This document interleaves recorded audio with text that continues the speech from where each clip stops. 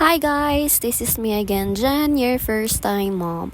So for today's mini vlog is uban ko ninyo nga mag-get ready an outfit check para sa amo ang pagsimba today.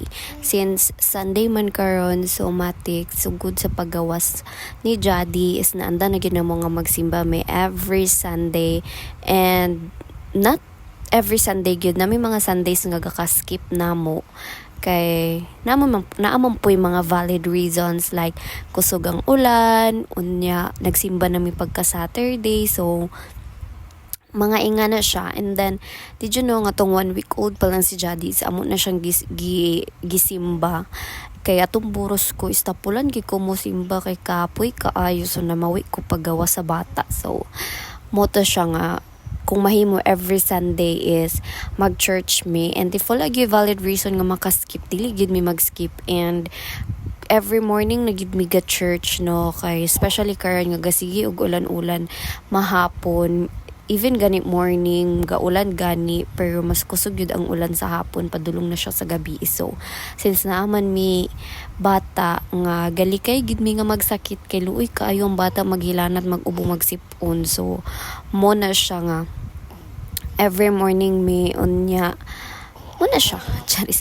So diya nga part is nag sunscreen ako, no, bising walay adlaw mag sunscreen gyapon ta, and dili kay ko magbongga og kanang makeup kay sa simbahan raman ta, dili man ta mag adog event or what. So lang anang sunscreen lang, tapos lip tint. Ang lip tint na ko gimo pud na akong blush on para pud dili talus pud na ay mga fink or pula-pula sa atong mga aping, no.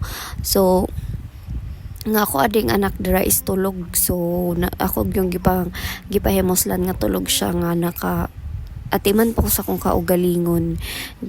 Dayon ang akong partner dress gibantayan niya kay naaman sa duyan. Yes, ginabutang na mo siya sa duyan, pero dili na mo siya ginaduyan nga kanang kusog bito kaayo.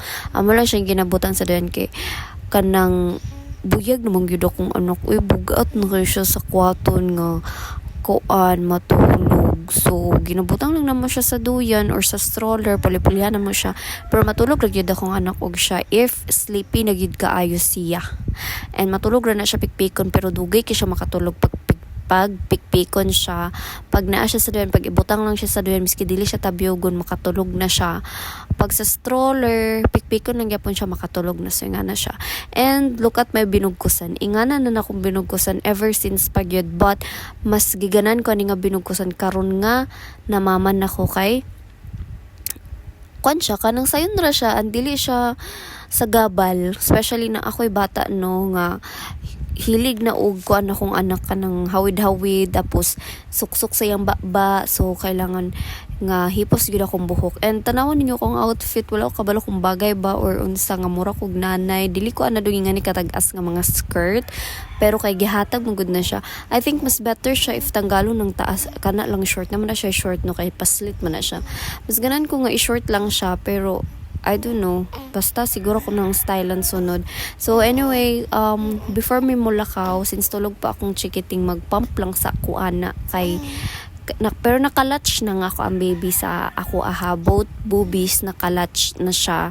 So gamay ra akong output ani, and dili man pod gyud ko daghag output every time nga magpump ko nga mahuman na og latch si Jadi sa ako, kay dili man ko oversupplying og milk nga mommy, no, kanang enough gid ko, like enough gid ang ako ang milk kang Jadi, and makakumpleto ko og 4 ounce is siguro tag 2 days ay na ko siya mapuno.